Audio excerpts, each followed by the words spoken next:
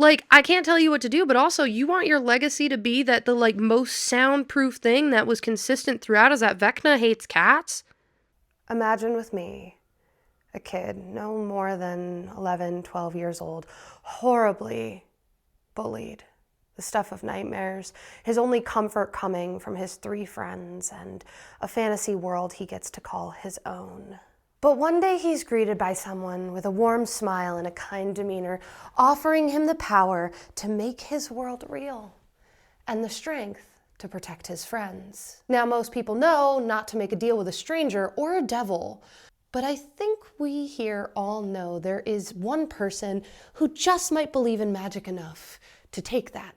Now, over the past week or so, the Duffer Brothers have received a lot of criticism for how they handled season 5 of Stranger Things, and more importantly, coming back around to writing themselves into a corner. Their only real saving grace being a now coined meme of "it happened off screen." With so many people feeling like things have gone wrong and it's irreparable, I decided as a dungeon master to take the challenge to make it make sense. So in this video, we're going to be talking about the first shadow, the 4 episodes the Duffer Brothers told us to watch in preparation for season 5, what I really think season 5 was all about. Spoiler alert, I don't think any of it was real. How I would take all of that information and write 3 last episodes, and an overview of how you can bring that finale home to your table as a dungeon master. Now, for those of you who don't know, this is theory crafting. I don't think that they are definitely coming out with a new episode. I'm not delusional. I'm simply making peace with a show that I loved for a decade. Being, well... And if I happen to have multiple dry erase boards laying around, I don't see a single reason why we shouldn't use them. And if a pin board shows up, I don't know what to tell you. But with all that out of the way, let's take a journey far back in time to get to actually know your favorite warm and welcoming smile. That, and it's getting really cold out here, and as we all know, he likes it cold.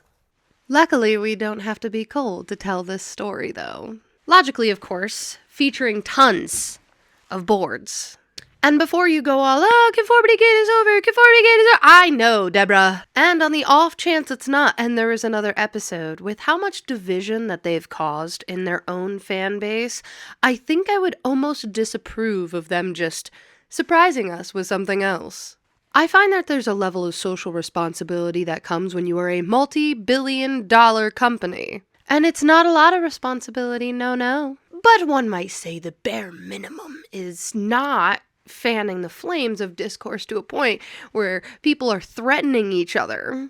I think I've seen enough Joyce Core memes to know where I stand in the respect that I hold in the fan base. And I'm not talking about whether or not you believe, I'm talking about the absolute lack of respect they had for the community, not just, like, watching it happen, but, like, actively fanning the flames. So because of that, I am here doing my own thing, and hopefully we can go on this journey together. Because I need somebody to be just as crazy as I am, okay? And although we may now be at home, we are not without the creature comforts. Like unreasonable amounts of soda cans for the past 24 hours. So grab a drink yourself, or a snack, get cozy, this is going to be a long one. I am Henry Creel. I am normal. A statement that we have ad nauseum throughout this entire theatrical performance. Anytime Henry would begin to lose himself, he would remind again and again with radio in hand, I am Henry Creel, and I am normal. But normal he was not, as we look back to the first contact with the USS Eldritch. The USS Eldritch and Captain Brenner. Brenner, that sounds familiar. That's because it is our Dr. Brenner's father. Dr. Brenner has already been born, so don't worry, no secret magical powers here. This incident would later end up crippling Captain Brenner, but he still did have the power to communicate. Sometime after this, the Nevada incident happened, which is seeming to allude to the fact that our Henry Creel stumbled upon the facilities that Brenner was putting into place already. This has led me to question whether or not it was a plant. Notably, this is the first iteration of 12 coming up, that Henry lost 12 hours. Now, the beginning introduces us to all the characters of Hawkins, but the adults, well, they're younger. This solidified my theory that these aren't the same 12 people over and over again, but there is undertones of a cyclical kind of continuing your generations problems. If you don't understand what I mean, go ahead and look up Joyce, Hopper, and Bob in the first Shadow and compare that to what our Nancy, Steve, and Jonathan look like, because their behaviors are pretty spot on. I mean, Bob is like a lot happier than Jonathan outwardly, but for the most part, they fit the bill pretty tight. I think that's just kind of an underlying tone, though, not the real kind of core story. And I'm grateful because it stopped me from going off the rails, so thank you, slime tutorial. If you don't know what I mean, don't worry about it. You know who you are. During this beginning, we start to establish the characters, the school, the hierarchy of social norms, and we get introduced to Patty, a very lovely, sweet girl who is the daughter of the principal, Mr. Knigobi. Yes, also Bob's father. This means that Bob and Patty would have been related. Why he didn't mention her later, I have a theory. We'll get there. Something to note, radios and the likes go a little haywire when Henry is around or episodes are happening. I find that as a little nod back to WSQK. Obviously, they're not exactly the same, but I just kind of like, again, that cyclical undertone. One such episode would be Henry trying to show Patty where her mother is. They were looking for her in the mind. It becomes a wonderful dance number, and it is really good, except that's not really what Patty was there for, is it? See, Patty exclaims, "Stop, stop, stop! Henry! This isn't my dream, it's yours." Now I'm going to ask you to hang on to that. It isn't my dream, it's yours. And we're going to circle back to that later. You know the drill, we're putting a pin in it, okay? This is where things begin to pick up, though. See, Patty wants to try to find her mother again, and Henry offers to attempt with a little bit more focus. Hiding away in the attic while everybody else is out and about, the two congregate.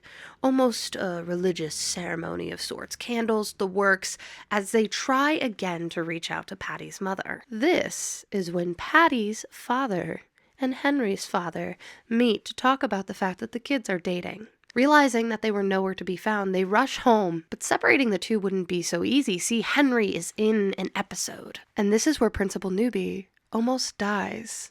Blinded by Henry. He's taken away to the hospital, where Patty later talks to him and is scared of Henry. But Mr. Knigobi insists that the boy saved him, so we have to save the boy. There's a shadow that attacked him, and Henry saved him. That was, of course, before he tore the skin off of his face, and, I think he actually died at that point. Up till now, Henry has had a handful of episodes. See, he was a new kid, and he kind of got dragged into the play from the chemistry that Patty and Henry had. And any thoughts of Hopper not being a theater kid was correct. He kind of got dragged in because he was trying to get closer to people to understand them, so that he could find who killed Claudia's cat. There was a cash reward. But this was the first violent episode where he hurt a person. So his mother, who knows what's going on with him, decides to call in the big guns. Dr. Brenner. Very notably, too, Henry admits to already having seen other doctors about his powers in Nevada. So they were sitting right on top of the labs that Brenner had built, and there's no question mark as to where his powers came from. Again, we're going to circle. I think it might have been planted. Another little notable thing, too, about his powers that we learn is that the shadow can also see secrets, telling Henry about the fact that Patty may have not been found and saved.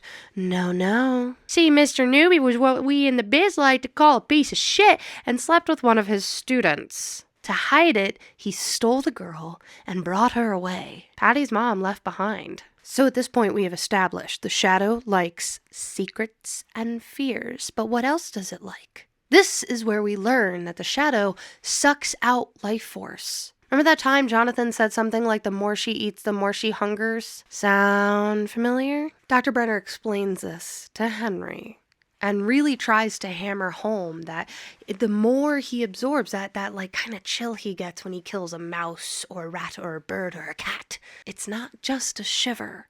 He's actually absorbing their life force. And that's how he gets stronger. And the U.S. government, that needed stronger. Throughout this, we also get to establish a pattern of behavior with Brenner, pushing him to his limits mentally. Their introduction, Brenner is grabbing him, throwing him, and physically abusing him to get him to tick. I mean, are we surprised? And this is when they introduce the father, Captain Brenner. The large beast speaks to Henry, loud enough that the whole room can hear, and Henry, in a panic, opens the first rift we see. As the small gate lights up the back of the room, that is also the first time we see a Demogorgon. It is reaching out for Henry, trying to call him home, or at least what would be one day. The only thing that seems to be able to calm Henry down at all is Patty. We see them communicating in their mind space even, where Patty tells him he doesn't have to give in to this. He can use his powers without being evil. After all, what brought them together was the goodness of Captain Midnight, justice through strength and courage. They were good kids through and through. This was, however, until Brenner pushed the limits a little bit further. He brought in an inmate. Inmate number 58361, who was supposed to get the death penalty. But hey, why not waive away your rights to decency for the sake of science? Brenner wanted Henry to kill a man. Intentionally. Henry snapped. It was a whole disaster, and he managed to escape, and Brenner said, "Nope, don't chase him. He has to choose." And Brenner knows just the way to push that choice. And Henry's tired mom betrays the secret of Patty and her whereabouts. And on that note, we go back to the theater for some comic relief where we learn that Ted plays guitar. I told you he was cool. He was secretly cool, okay? Motherfucker plays guitar. We find out he plays guitar because there's a power outage, which of course is caused by Henry. Now, Hopper and Henry have a bit of a butting of heads per se, but nothing too harmful. And this is where one of the coolest lines that again ties into this season of Stranger Things, the finale. They say, "What are you gonna do, rewrite the ending?" And without hesitation, Henry says, "I did." And we also get another thing that you can kind of see flooding back to Joyce in this season. He said, "You're a nice person, Joyce, and that's how they're going to bring you down. You must learn to protect what you love." Henry was watching his world fall apart and was still trying to protect people who he barely knew. Henry was good. But even the best of people can fall when pushed to their limits. And fall, Patty and Henry both did. One a bit more literally than the other, but Brenner the cause nonetheless. In the rafters of the theater, the three of them get into a tuffle, Henry fighting between the shadow and good, Patty begging him to break out of it, and Brenner egging it on. As he loses control, he yells an address to Patty. The catwalk they're on crumbling down, almost killing Patty. And Brenner taking Henry away to go be at the Rainbow Project. We are left thinking that evil won. But in a closing scene, we get a little bit of perspective. A beautiful, tender moment of the address being correct. Patty finding her mother. Thanks to Henry. He gave her the one thing she always wished for. And in that ending, we also have a moment where we see Henry, as one, meeting 11. "Hello. I'm here to help." Now, with this established lore that we haven't gotten to really see on screen, we get to take some key aspects of the story to come. One, Patty is 1,000% with Vecna, aka Miss Kelly, the psychiatrist. He gave her everything she wanted. Why would she not stay by his side?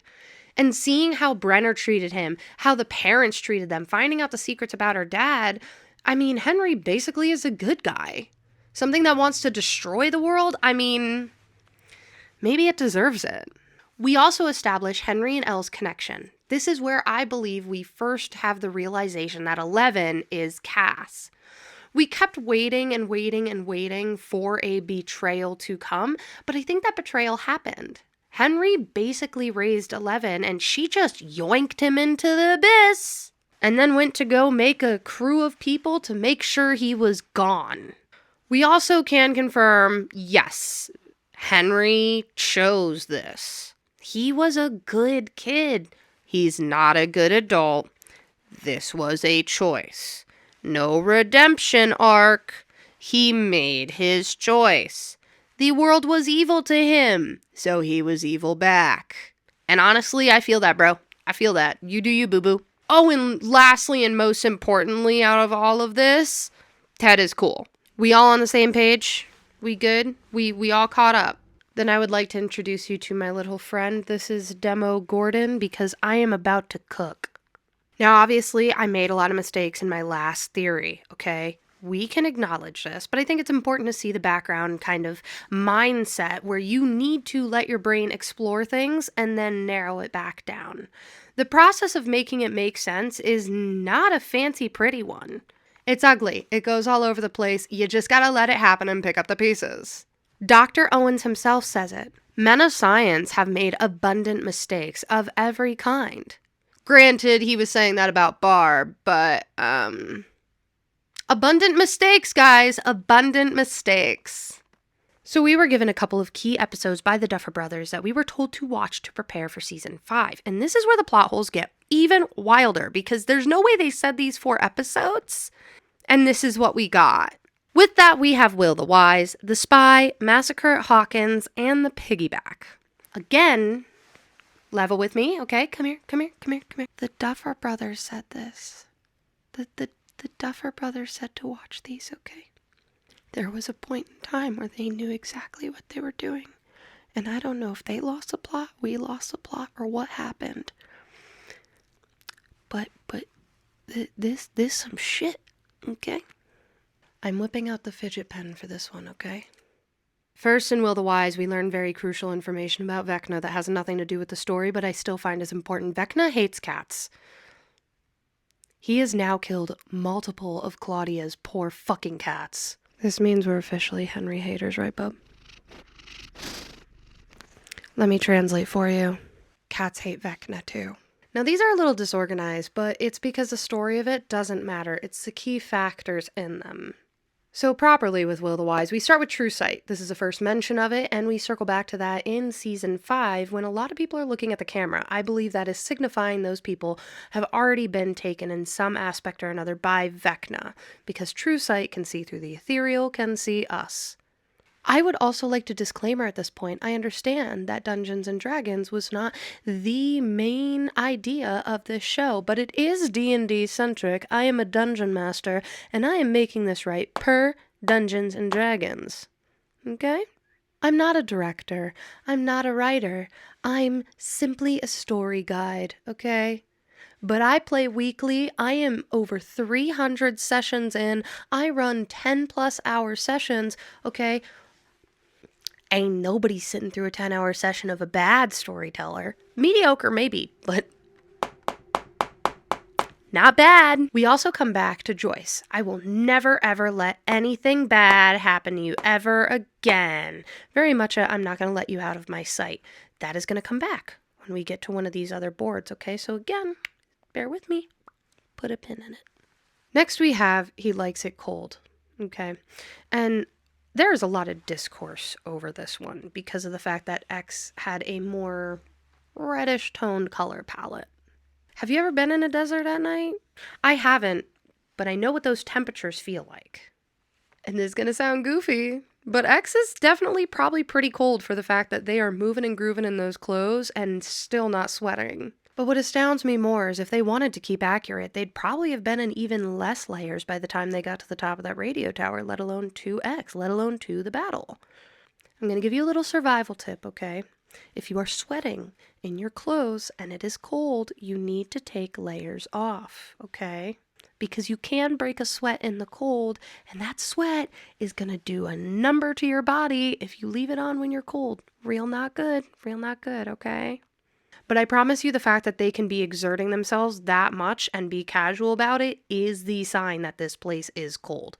When I tell you, I have literally been in a sports bra and pajama pants on the ice before because I was trying to manually auger ice fishing holes, okay?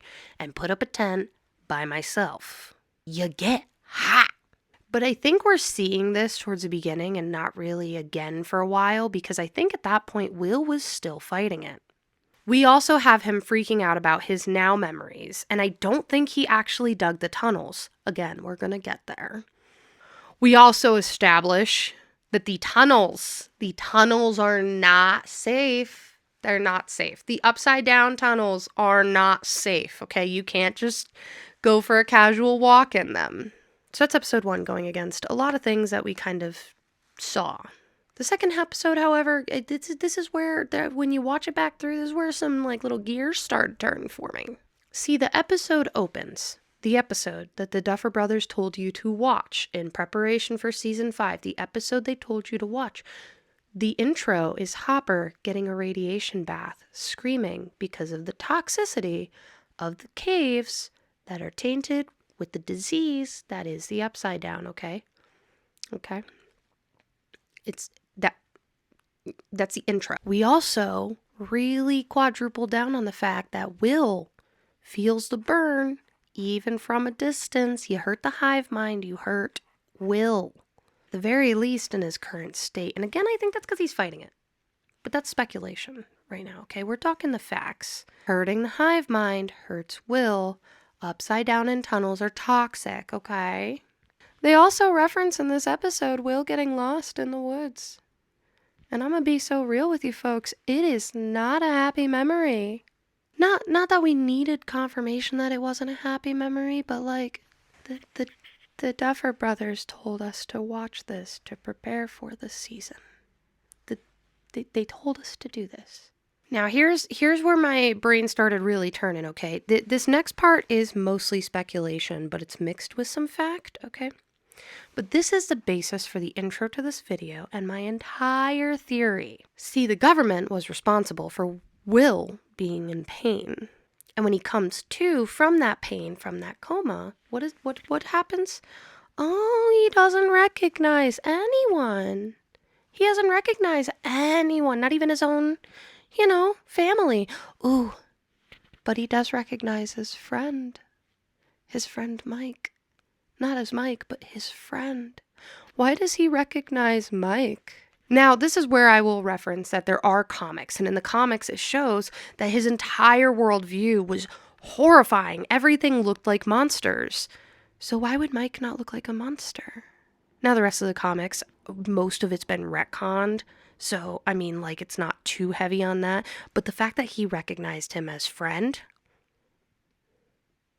this is where I really had my realization. My gears were turning, but then Mike and Will have a moment alone. And Will tells Mike, I know how to stop the shadow monsters. And Mike is quietly on board. I'd like to also point out how Henry says that we need to go to the light. Who's the shadow monsters? As per Mike and Will. This is where they sabotage the military, killing countless men. Mike, the friend that Vecna mind recognizes. This is when I decided that Mike definitely got taken way before Will. And the reason why he doesn't feel pain and stuff is because he's not fighting it. That's right, folks. Mike's the traitor. Fuck him up, fuck him up, fuck him up, fuck him up, fuck him up, fuck him up. But we still have more things that are off, because those are only 2 of the 4 episodes that the Duffer brothers themselves told us to watch. I'm gonna be beating a dead horse here because I'm just flabbergasted. Next, we have the massacre at Hawkins' lab, okay, where we watch as Nancy basically gets Vecna'd. She flawlessly goes into this pseudo not real but definitely real moment.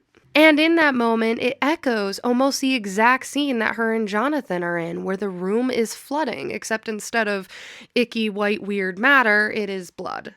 We're gonna put a pin in that too, okay? We're gonna put a pin in that too. Nancy also slips into another hallucination caused by Vecna, where she sees the brightness of the Creel house and the quote The quote that they keep using in every compilation. It looks like a fairy tale, like a dream. That easy? That easy to go in and out and no one else is questioning it? Come on, folks. Pay attention. This is where we also learn that Henry loves spiders, which is important because Vecna is also known as the master of the spider throne, okay? Super important. Got it? They are clearly at this point caring a lot about the lore of Vecna and Dungeons and Dragons. But here's the thing about that, is that Henry doesn't show the full story. We don't see Patty. We don't see any of that, and I think that's because he is hiding her. Now, if you haven't seen any of my other videos, I have a firm standing that Vecna, per the lore, he doesn't have a normal phylactery, soul jars, where you have to take that out before you can kill them, right? Vecna's phylactery is his heart.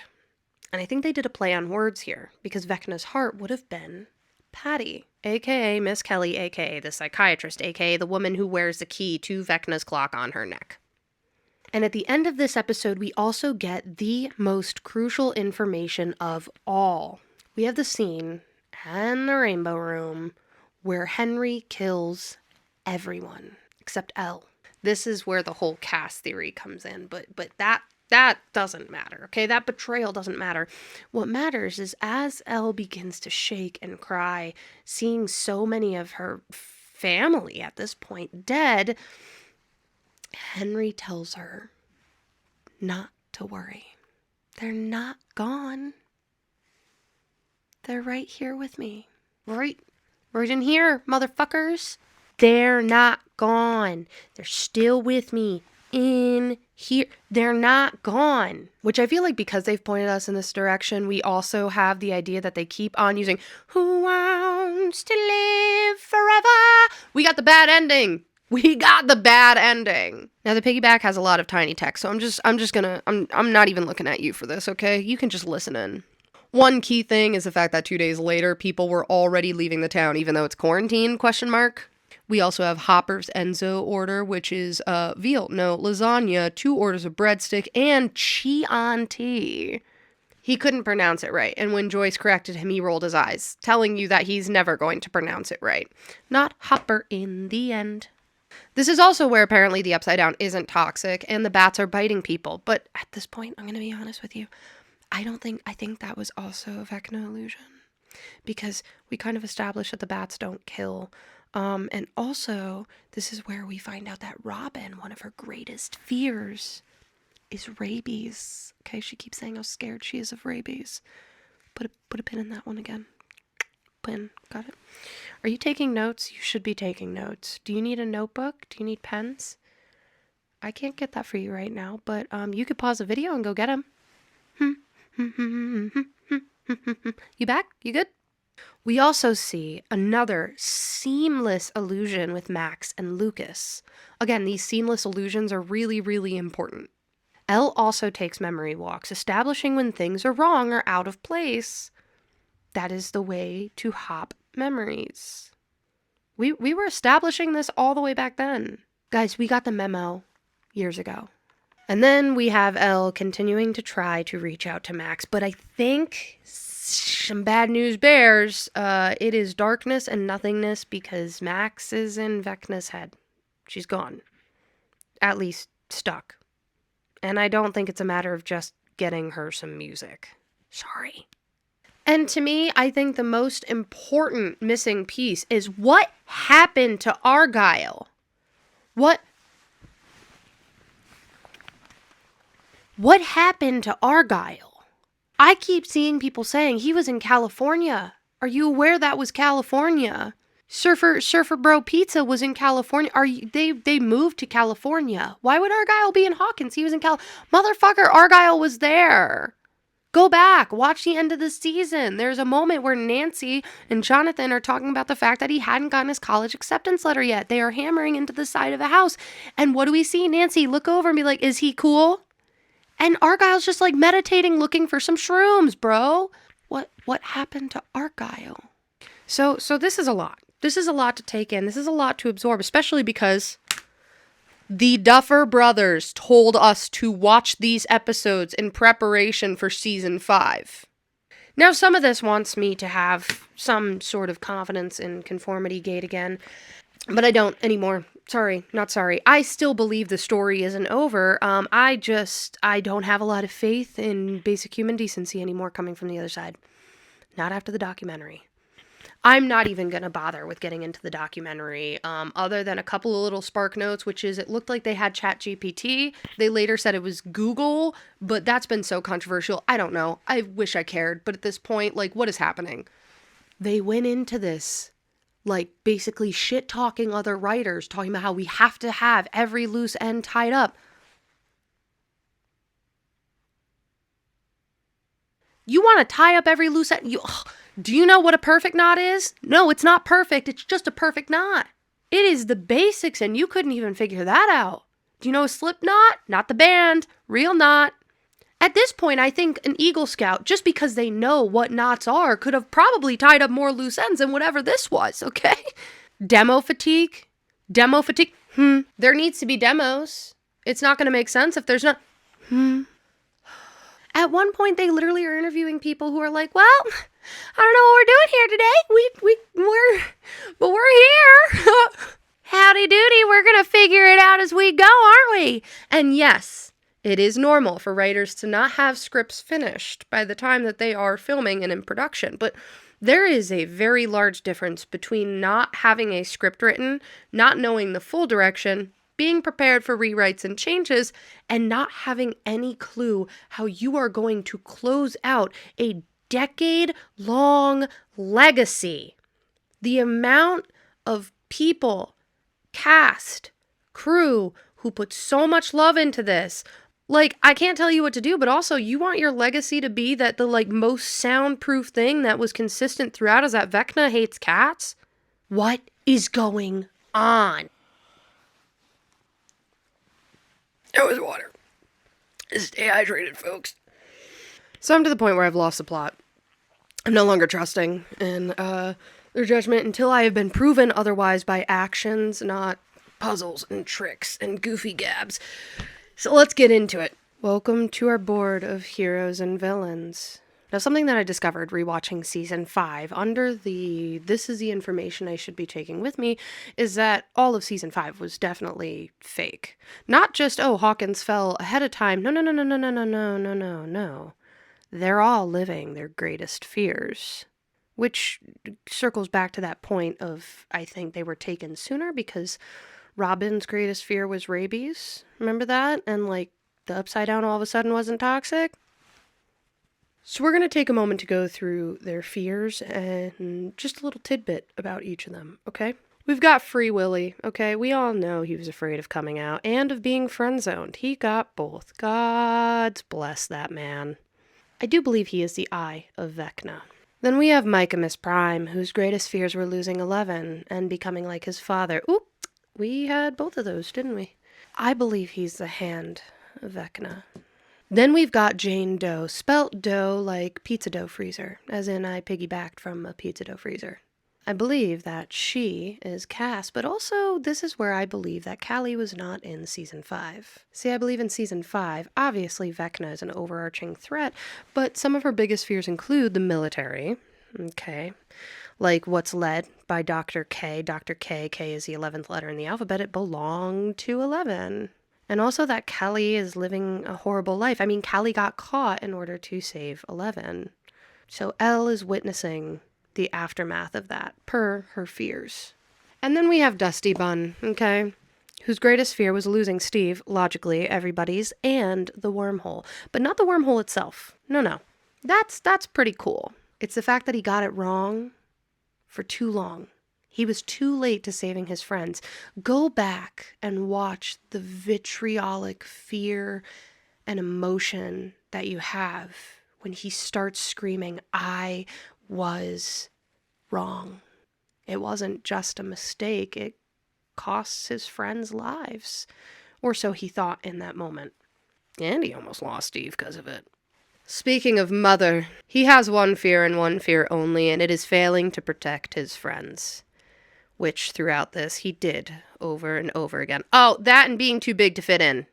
Now, Rockin' Robin's fear isn't only rabies, it's that she's terrified to let her loved ones down and lose herself in the process, which is what all of this season was about. She had to choose between her friends and Vicky, and she couldn't, and then in the end, she had nothing to say in 18 months. Fuck that. Next, we have the Queen, whose only fear was talking to her arch nemesis, and I don't even know if we would call it that. I think it's just a minor annoyance, but it's the best that Vecna can do against a literal goddess.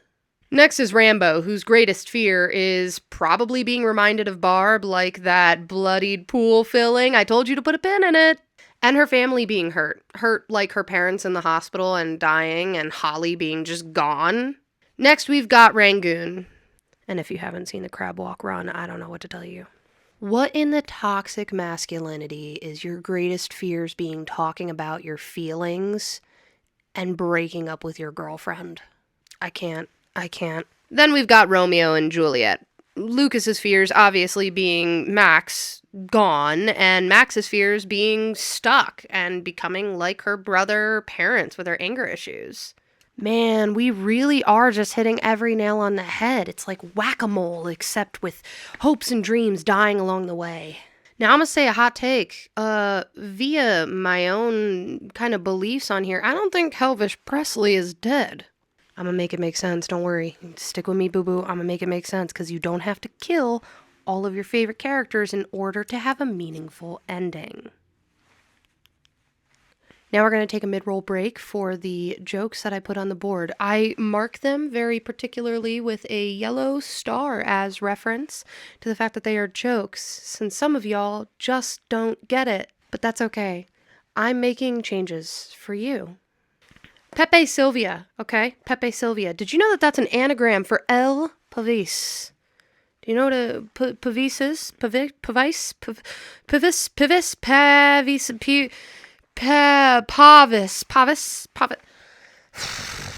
It is a large medieval shield. Confirmed, Pepe Sylvia is simply that L is a shield. L is shield. Got it? L over here. Got it? L, Jane Doe, L, shield. I should have used a yarn for that one. Next, why was Mr. Clark always so concerned about the kids? Well, that was very early established. We do have context for that. See, he ran into the kids in the hall shortly before prom. And that's when they introduced Elle as Mike's cousin, Eleanor. Okay? Think about that. They kissed at that prom. Mr. Clark watched Mike kiss his cousin. Okay. I also had a reference here for theorizing where I put little tiny star stickers next to them in different colors. So we have the Upsiders. Those are people who have been to the Upside Down. We have Dead, D-E-D. I should put a yellow sticker next to that too. People are going to think I can't spell. Green is the characters from the first Shadow. Orange is wrong, and notably there are only 2 things on this board that are marked wrong, and that is the filthy casuals and Old Saint quips, but we'll get to those. Obviously the yellow stars are jokes, and blue is Magic Mike, and I don't even know what that was supposed to be, and I'm too far in to remove it. So now we're going to get into the honorable mentions. Chrissy, I do believe we will see her again, per my stuff, okay? Don't even worry about it. Because, say it with me now, folks, they're not gone. They're right in here. We also have Barb, Susie, Callie. I respect Callie. I love Callie. I don't think Callie's caught up in this. I like to believe that Callie is off on her own. We'll circle back to that. But I don't believe she was in season 5. And then we've got Vicky. I mean, she's a cutie patootie, but like, I think she might be dead. Because, like, there were none of, like, really her, like, major, like, she wasn't really in the spotlight enough with, like, fears or, like, secrets or anything like that. She was just kind of, like, a pawn for Vecna. Robin's gonna find a beautiful, beautiful baby girl. I believe in her. It's not even the 90s yet. She's gonna be thriving. Then we have Mr. Clark, who is an honorable mention because of the fact that, like, he taught them D&D. For all we know, he was the first person to work with Vecna. Mr. Clark is a fucking cryptid. And then the Ted Wheeler shout out because, like, he plays guitar. He's cool. Confirmed. Then we have the filthy casuals. Yes, they are on this because what everybody was afraid of was losing a single person. I didn't necessarily want anybody to die, but like if it was a part of the story and it was important, I was there for it. So the filthy casuals are on here. I'm really sorry, guys. If you like the ending, you're great. I hope you get that this is like a joke. I didn't put a yellow sticker. Shit. There we go. Yellow star. It's denoted. This is a joke. Not the meaning behind the nightmare, just the name. Everybody was afraid of losing Steve. Everybody. It didn't matter if you watched like 4 episodes of the show, you were afraid of losing Steve. And Vecna / the Duffer Brothers mocked you with those 7 seconds when he fell. That's right. Breaking the 4th wall on this one. Then the Beliebers. I will not regret that one. Our greatest fear was knowing our characters aren't getting the ending they deserve. It's not that they don't deserve a happily ever after. It's just if you know the characters, you know that that's not what they got. So Murray is both dead and wrong. There's no way he was getting in and out with no problems. Also, he was acting more like Alexi, even though Alexi, like, isn't real, so they were pulling from someone's memories to make Murray up. Murray's dead. Which also, like, it pains me to say, because his TikTok is peak. Please go check out the actor on TikTok. And then we have Holly Jolly, whose fear was... I don't know, because they really didn't establish her as a proper character before just throwing her into the spotlight. Her and Derek alike. I didn't even put him on the honorable mentions, but I love that little dude. But I'm sure there was a lot of very scary things for her. And she as an actress did, like, incredible, so it's fine. Who cares? I enjoyed every moment she was on the screen. Then we have unknown, like Pokemon unknown, like question mark. Because where is Argon? We're going to just move all the way to the top. I know it's a little out of order, but this is where we're at. And we have those we knew in the first shadow. And this little section right here is kind of connected. And then this is whatever. But we have Hopper, who's afraid of 11 not needing him, and falling prey to Vecna. And we see both of those very clearly, especially with the fact that 11 gave the bracelet back and was like, I'm not your Sarah.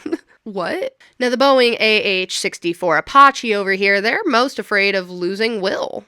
Having Will be on the front lines is like her worst nightmare. Like, Will should never leave the house. Will is basically a bubble child, as far as she's concerned. Then we got DJ Bobby. We love DJ Bobby. Rest in peace, Bob. But this is important to still have on here because he's related to patty cakes. Vecna's phylactery. Now, again, I warned you before we got into this. A lot of this is theory crafting.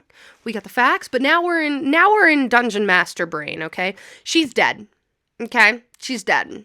Then we have Beta Brenner, who we saw as the young soldier who is just causing more problems. It's the same person. Again, you're pulling from the... You know what? I hate this guy.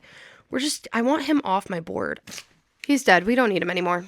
Then we have Henry. Henry the good guy. Henry the good guy whom did his best. I also think Henry is dead. I know what you're thinking. How can they both be dead? How can they both be dead? Because Will buried the bodies. Full circle, baby. And when he buried the bodies, what did Henry come but full-fledged the cussy? Bro, he's not dead. You can't just decapitate a lich. You can't decapitate a lich. Moreover, more importantly, which I'm really upset they didn't acknowledge, if anything, this is probably the biggest proof we have of, like, something's not right. The kids killed him before. The kids, like, annihilated him, and he came back. They know better. How do you know better? How do you know better on such a deep level, and yet you still get it wrong? Sigmoans. We love this man. We stand this man. He's still alive. I know he was left tied up. Okay? I know his fate was up to... For our story we're about to tell, he's alive. Okay? You with me? We love this man. Bigot goats gruff. Bigot goats gruff. Bigot Billy. We hate this guy. I understand he had a redeeming moment. A redeeming moment towards the end, okay? And I know a lot of you find him wildly sexy, okay? I do have a TikTok. I have seen the edits. I'm more of a mother girl myself, but I think I can get it. But the thing is, he's a piece of shit, okay? We don't like this guy. We as a community can call him a piece of meat and leave him at the butcher, okay? Everyone has been addressed. So now that you've had your little spark notes, okay, where did we end the season? And how do we fix this without rewriting a bunch of stuff? There's another board. This is my favorite one yet, because look how tiny and adorable it is. Also, for those of you who hate on my dry erase boards, one, I use them for D&D maps, okay? Because I like to just draw it out before we sit down, or if my players end up jumping into something that I wasn't prepared for. Always be prepared. Boy Scout motto. Something the Duffer brothers could learn from.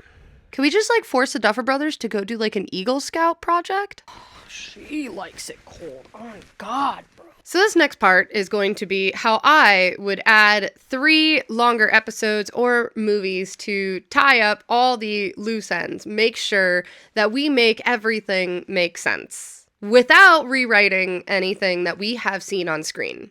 This is what I like to call the "it happened off screen" plot, where we are greeted by The Exit, a cover that has Barb and Eddie, maybe other friends, but I feel like they make a good cover. Peppermint Patty with a emotional cover of Patty kissing the forehead of Henry with the blindfold on. And Oathbreaker. Self-explanatory. The Exit begins where the last episode left off. Kind of. The sunset, where our 4 friends have just said their promise we'll see you next month. Except as they're getting into their cars to say goodbye, they hear some commotion coming from the main tower. Remember the power voltage meter that they were spinning that was the wrong color? Oh yeah, where that is. Approaching, they hear the familiar voices of Eddie and Barb yelling at each other. Could you imagine what a good pair they would make? As they realize that the 4 are not under the same trance that Vecna has everybody else, or at the very least, it's being broken, they reconvene with old friends at Maldives, where they assumed they would be able to find and destroy Will, Henry. They didn't know whose mind they were in, but they remembered the mention of it. Well, not everybody. See, Max is with them. The Max we've been watching since she came out of the headspace, a horrible, horrible excuse for our skater girl. It's then that they work together to gather the safe people, the people they know that are in there for certain, based on the little things like how Robin had the sword earring, little signs that these are people we can trust. But they couldn't seem to snap Mike or Will out of it. With the heartbreak of 11 still more fresh in Mike's mind, and of course, where there is a will, there is a way to resist, they know it's safe to leave them and to make their way back when the time is right. But they need reinforcements. They begin to travel back through memories. Some memories of their own, some memories of others, like a Demogorgon in a fridge, or Eddie not being mad, which gives them all a laugh, obviously. But as they travel, they realize it just seems to keep going. They find themselves at the D&D table the night that Will was taken, but it keeps going. Through hallway lockers and sports equipment at gym, class notebooks and bicycle chains, they find their way out. But this is where you get a very emotional goodbye. Not everybody is ready to go. Not everybody can. Steve has known for a long time that something's been wrong. It takes a very, very emotional conversation between Dustin of the you die, I die, and Steve insisting he needs to take care of the kids, for Steve to break and promise he would try. The gang wakes up in the basement of the WSQK headquarters. In the same situation you would have found Will in previously, completely tied up by all sorts of vines. Notably, Steve's legs are almost rotting off from a fall. They've been in here for a while, something preserving their body, but still stumbling and not up to their full power. They begin to make their way out of town, carrying the unconscious Steve, fighting as a group to make their way out. Before we see some Demogorgons getting thrown into the distance, a familiar face runs up to them, crying, excited to see them. 11. A little bit older. How long exactly has Hawkins been under this distraction? It doesn't take Jane too long to help them to the government headquarters that are currently quarantining Hawkins. The year is 1990, and they have had plenty of time to disappear Hawkins off the face of the planet. Why has nobody in modern day heard of this town, but we know of Montauk? Because the government made this danger zone go poof. We also get a couple references to the GATE program monitoring kids with special talents, and a quick sight of a not-so-rainbow room, but a joyous room with kids and their parents learning how to hone their abilities in a healthy way to stop them from, well, Henrying. Obviously, these are not places that are happening in the facility as much as just background information to pull apart. You don't need to have every bit of information handed to you. Nods for reference are cool, as long as they make sense. Fully free-minded Joyce and Hopper are now able to remember and realize they might have a piece of information. They remember Henry and Patty, and giving this information to the kids, of course they know the best thing to do with it. After all, everyone knows that Vecna's phylactery is his heart. They need to plan a hunt, mirroring the crawl from season 5. Except this time they have help.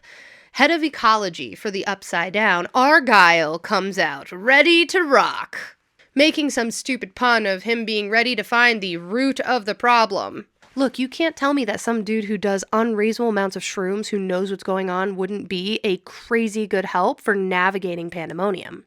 Pandemonium is key, because the thing is, Vecna has 3 different domains. The Plains of Ash, where he has his citadel, he brings people as a victory lap, aka Dimension X. His other one, which is the Upside Down, which I can't remember right now, and I'm filming, and I'm not stopping to look this up. I'll put it on the screen.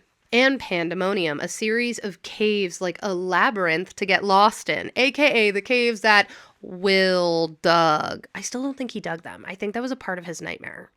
So as Argyle comes out, now that we are in a slightly more modern time, we roll Ice Ice Baby. Could you imagine coming back to the show and getting the credits of Ice Ice Baby because Argyle is here and he likes it cold? Come on. Story just writes itself.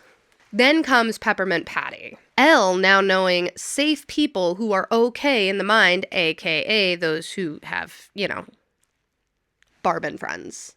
She is now able to memory hop to safe spaces without getting kicked out. She just needs to keep with the gang. Meanwhile, the Right Side Up gang starts heading into Pandemonium, looking for Patty. At this point, the assumption is that Vecna would have protections on his phylactery. We haven't seen Patty in a while, so maybe there's hints? This is where we go to a short cut of the theatrical play that gets the information that you need to have. The love story of Patty and Henry. The Mind Gang realizes they are having a hard time navigating. These aren't Henry's memories, but they can't figure out who is hiding him, so it's really difficult. Above ground, they find something of a lair. They're not ready to break in, though, because they're not sure if Elle can find her way in, but they know how to get to Vecna above ground. They know they need to kill him on all fronts, so having a united force is going to be key. Reuniting back at the lab and understanding that they need to be on both fronts, but they can't navigate without knowing whose mind it is, Dr. Owens asks the important question, what was the last memory you even saw? Joyce and everybody else starts word vomiting, and you watch as the camera pans from the gang to focus in on one face in particular. Nancy's, who's beginning to look more fearful and tearing up. Roll credits. Everybody wants to rule the world. Lastly, we have Oathbreaker, a full-length feature film basically, but Netflix. The year is 1982, and we watch as Mike rides his bike, upset, crying, basically throwing a tantrum on wheels, making his way to Castle Byers. We see him inside, continuing that tantrum, breaking things, yelling, as Mike does yell a lot when he was younger. But before we have a chance to figure out what he's freaking out over, we hear such a warm, familiar voice. All friends welcome here? Mike pulls back the curtains to reveal Mr. What's-It. We cut back to Elle, mad, storming off to her deprivation tank, Hopper and her in a heated argument over how she's not ready. Elle's been preparing now for longer than Hopper has even been existing in the past 5 years. They all try to stop her, that they didn't calculate for Mike being the problem, but she slams herself into the tank. They unite on all fronts, hoping and praying for a miracle. 11, trying to wake Mike up instead of fighting him, begins an onslaught on every front. We see a battle of new forms of Demogorgons, almost evolved. The creativity of Mike really bleeding through. There's so many Dungeons & Dragons monsters that you can grab from this and reflavor to make it work. Dungeon masters do it on a regular basis, and we are not paid to. You can do it too. In this onslaught, Will is there with his powers, and Jonathan is killed. Joyce has to face a sad reality that she probably shouldn't have picked a favorite son. Yeehaw, character development! But everybody has to face the very hard reality that the boys are gone, and they don't really know if they were ever there. After reconciling with this, having their little celebrations of lives and funerals and reminiscing and all the works of the emotions, they decide to go back in and have no mercy. In the mind space, 11 leads them to meet Mike where he's at. A fully fledged Dungeons & Dragons party, armored and weapons to the teeth. I mean, now that they know that it's a headspace, they can manipulate it to an extent, right? Notably, I'd like to say, Steve is still in the mind space through all of this. They carry his barely alive body back, but he's practically gone at this point.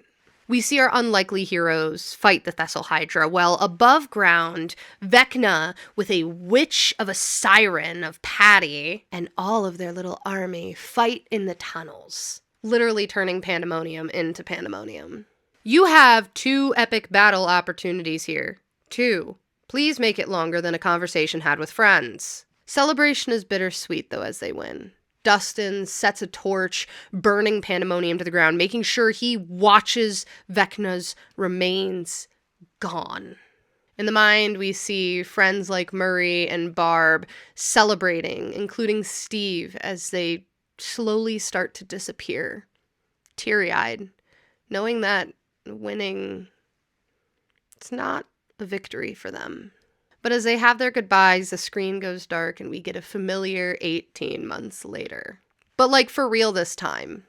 A close-up shot of wheelchair wheels going along the floor, and you hear what you've been waiting for the whole time. Steve's voice yelling at the kids to pack it up. It's already been 10 hours. Dustin, the dungeon master, yeah, it's fine. I'll see you next week anyways, right?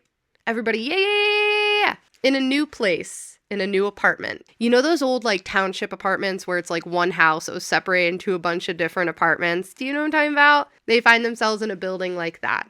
The little handicap accessibilities added to make sure Steve is cozy. I'm sorry, as a dungeon master, I will never kill off somebody who's had that much character development and learn from their mistakes, okay? Dice fall where they may, but they get smarter. And they don't do as dumb shit.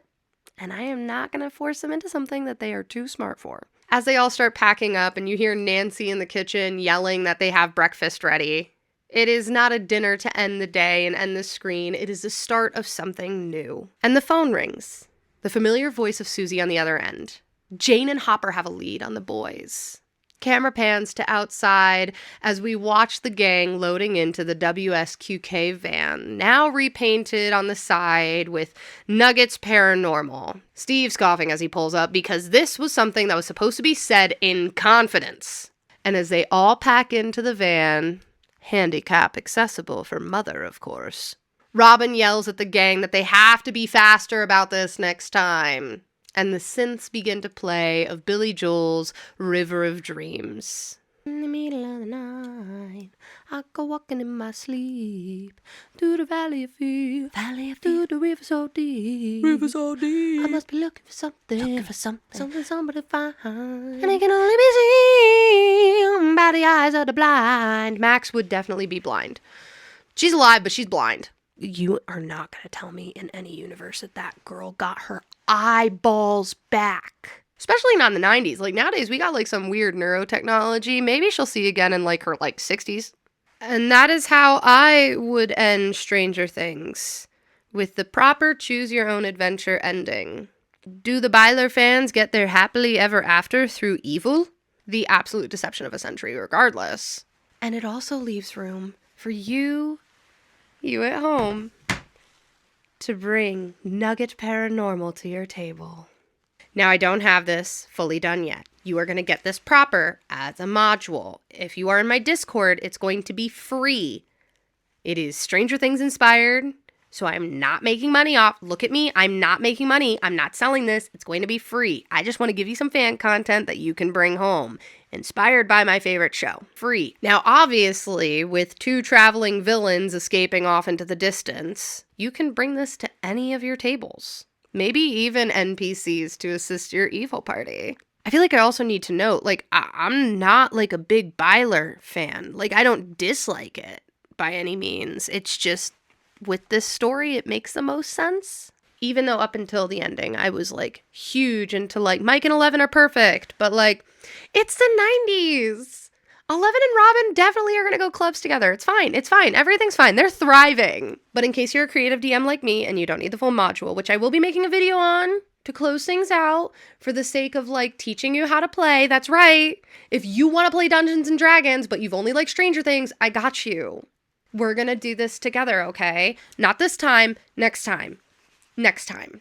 But for familiar DMs, here's the overview. Nuggets Paranormal, you can either choose to use pre-made characters of Max, Lucas, Dustin, etc., or they can be NPCs. This is a more modern campaign, so remember that when you're flavoring items, they're probably not actual spell slingers, unless, of course, they're a part of the gate program. It's the gate program. You can have spellcasters, but they're canonically stored. So the gang is called out to a mountain town in upstate New York called Old Forge. It is at kind of like the base of these mountains called the Rondacks.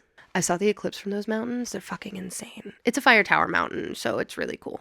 Don't worry, there will be a fire at the fire tower. First step is the campgrounds, the most obvious and abandoned place. Every townsfolk, even if they're not familiar, is talking about how pissed they are at this. Tiny little towns like this and like slightly vacation areas are super, super, super reliant upon tourism. They're going to be pissed that the campgrounds are shut. This also isn't going to be a lot of friendly NPCs. Maybe at the big souvenir shop, which like look up Old Forge souvenir shop and tell me that place wasn't made for a Dungeons and Dragons campaign.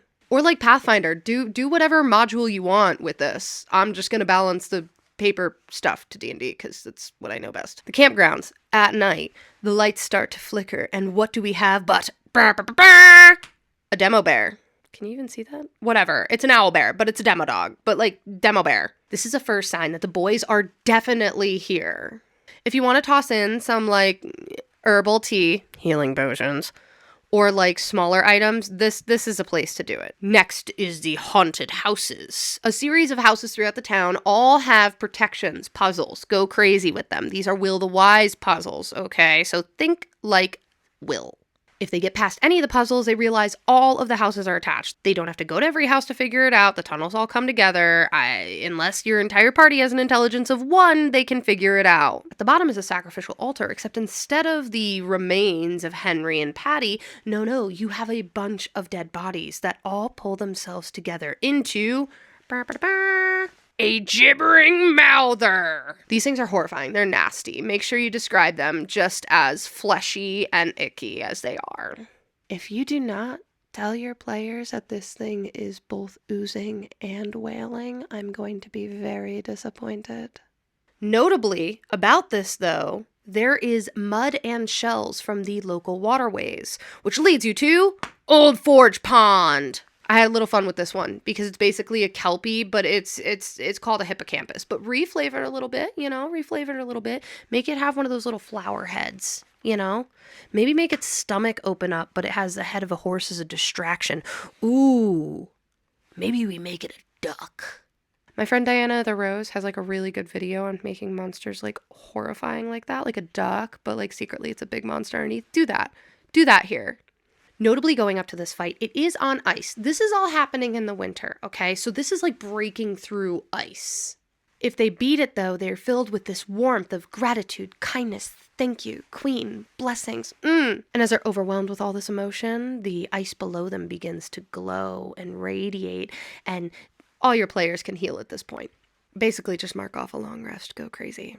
And out from the hole that the hippocampus just came through, a flumph. They're old enough they're old enough to be in this, use a flump. Please use a flump. And if your players are really good or it's a high enough level, you can have the flump direct them to treasure on the island shore, basically where all the other bodies had kind of been looted. And again, make sure to flavor them, like a Walkman for your bard. Lastly, the BBEG, a demo Hydra, as everybody's been waiting for. No matter where your gang starts or ends, they see the peak glowing with a deep, familiar red. Cue your Stranger Things soundtrack up as your players realize that somebody is opening a new gate. With the slim crescent moon and the arms of the Milky Way the only light to guide them, they find it difficult and treacherous to make their way to the top. Lots of survival checks. Make your rangers feel special, okay? Just for me. But when they make it to the fire tower, they are greeted by Mike, Will, and the Hydra. Notably, if they try to talk Mike and Will out of it, and they are successful in the shock of everything, they're just going to try to escape, okay? They're just going to try to escape. And that's going to suck if your players don't catch them. So figure out what you want to do with that. Maybe you want to run a series of one-shots, and this is just a taste, but they still need to defeat the Hydra that's been left behind. But if they decide to go all out and TPK, the last scene that your players get to see is Vecna rising back from the gate. You left the eye and the hand and thought Vecna wouldn't be back? Goobers. If they defeat everything and Mike and Will haven't fled yet, they have one more opportunity to decide. Do they try to talk the boys into coming home and fighting the whimsies of an arch-lich? Or do they stab them in the heart? I'm gonna be real with you. As a D&D nerd, you gotta do the latter. I mean, they don't have to. If they want their happily ever after, give it to them. But I will know the truth. You and I will know the truth. It's only ever a matter of time. But for those players who also just really, really love a happily ever after, remember you can always add a Stewie's General Shop. Everyone from upstate knows that New Yorkers don't die. We simply respawn at the local Stewie's. So go ahead and add one of those. And if your players die and they respawn there, give them a nice little milkshake and send them on their way. And with that, I am happy with the ending of Stranger Things. This may be my ending, but it is an ending that brings me peace. It is an ending I would love to see come to life. But even though you and I know that will not happen, I am very satisfied with what I have cooked in the kitchen today. I believe that Demo Gordon would be proud, and that's all I need, really. I hope some of you find this as a nice celebration of life. As a thank you to all the people who did work super, super hard on Stranger Things. No one's putting this much effort into something that's just garbage. Don't take my disappointment as I hate the show or the Duffer Brothers, even though we did get duffed on this one. I'm gonna be real with you folks. But as a very loving goodbye to something that maybe certain people overstayed their welcome on the project of. And I think the biggest thing we can and should be taking from anything today is that Hollywood needs to be hiring more dungeon masters to run projects. I would love to know what Brennan Lee Mulligan would have done with this ending. That's a lie. He would have just killed everybody. He would have killed everybody but Murray. You can't tell me that we wouldn't have an ending where Murray and Argyle are the only two alive. And the world has probably fallen. And somewhere along the way, Steve didn't just die. He, got... But we would have all liked it. It would have been done tastefully. It wouldn't have been a red wedding. It just would have been everybody's dead, surprise, celebrate, yay. It would have just been I don't know. I don't have a term for how Brennan makes you just really happy for the horrid nightmares of the world. But I hope any of this brought you some sort of peace or comfort if you were in the same boat as me.